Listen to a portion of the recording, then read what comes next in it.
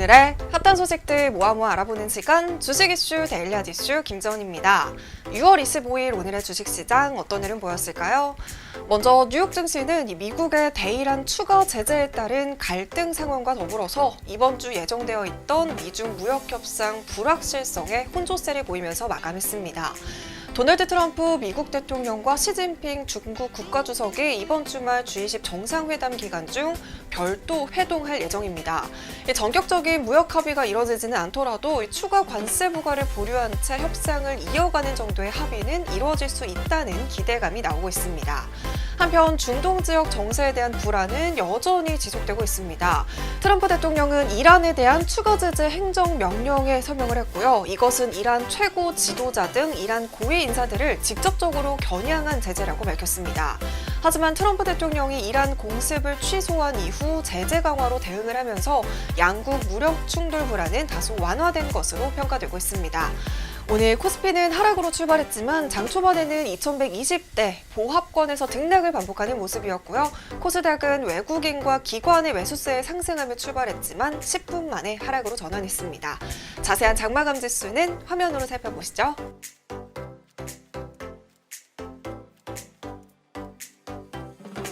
네, 그럼 오늘은 코미팜으로 데일리 핫 이슈 시작할게요. 코미팜이 미국에서 추진 중인 전이암 바스켓 임상과 관련한 임상시작 관계자와 미팅을 갖는다는 소식이 전해졌습니다. 이번에 미국에서 바스켓 임상 2상을 실시하는 전이암의 종류는 총 14개인데요. 코미팜이 개발 중인 코미녹스는 암세포를 직접 사멸시키는 기전입니다.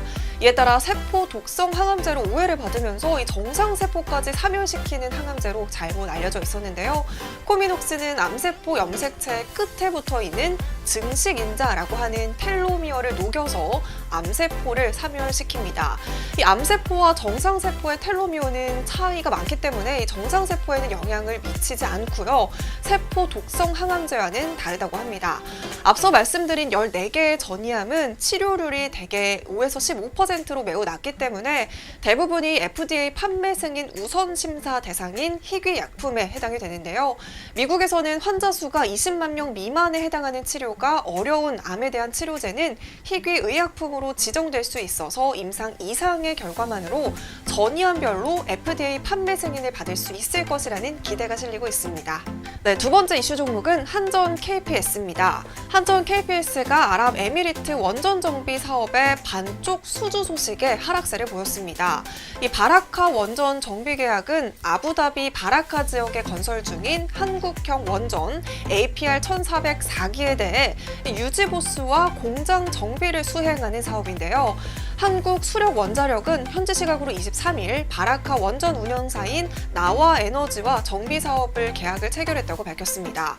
이렇게만 보면 이번 계약은 한국과 아랍에미리트가 원전 건설부터 시작해서 설계, 운영, 정비까지 원전 전주기에 걸친 협력을 이뤄냈다는 것에서 의미가 있습니다. 하지만 구체적으로 계약 내용을 살펴보면요. 이 반쪽짜리 수주라는 아쉬움이 나오고 있습니다. 처음에는 한수원이 정비 계약을 모두 따낼 것으로 기대를 모았고요. 이 단독 수주 시 계약 금액은 2조에서 3조 원 규모로 추정을 했습니다. 하지만 이번 계약에서는 전체 사업 예상 기간이었던 10에서 15년보다 적은 5년으로 단축이 되었습니다.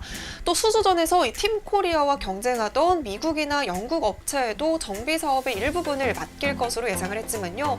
이 팀코리아가 일괄 정비 계약을 체결하지 못하고 일종의 하도급을 수주하게 됐습니다. 이에 따라 계약액이 대폭으로 줄어들 가능성이 높아지게 된 겁니다. 이처럼 기대에 미치지 못한 계약 소식에 한전 KPS 오늘 하락세를 보이면서 마감했습니다. 네, 오늘의 마지막 이슈 종목은 코어스입니다. 이 도널드 트럼프 미국 대통령이 방한 기간 중 DMZ를 방문할 수 있다는 기대감에 코어스를 비롯해서 관련주들 오늘 급등세를 보였습니다. 청와대에서는 오는 29일에서 30일 트럼프 대통령이 1박 2일의 일정으로 우리나라를 공식적으로 방문한다고 발표한 건데요. 정부 관계자는 이 트럼프 대통령의 방한 기간 중 DMZ 방문이 검토 중에 있다고 밝혔습니다. 하지만 도널드 트럼프 대통령은 이번 방한 기간에는 김정은 북한 국무위원장과 만날 계획은 없다고 발언을 했는데요. 트럼프 대통령은 문재인 대통령을 만나러 가는 것이라면서 양 국가는 북한에 대해서 그리고 한미 동행에 대해서 논의할 것이라고 이틀 동안 다뤄야 할 분야가 많다라는 말을 덧붙였습니다. 특히 이번 회담은 이 하노이 노딜 이후 비핵화 협상의 교착 상태를 이어온 북미가 태도를 바꾸기 시작한 상황에서 이뤄지는 만큼 향후 한반도 정세의 중요한 변곡점이 될 전망입니다. 28일에서 29일 일본 오사카에서 열리는 G20 정상회의에 참석한 뒤 29일에서 30일 한국을 방문 예정이라는데요.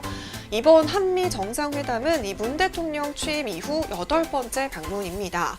트럼프 대통령은 30일 청와대에서 문 대통령과 한미 정상회담을 한 뒤 이날 오후 오산 공군기지에서 워싱턴으로 떠날 예정이라고 합니다.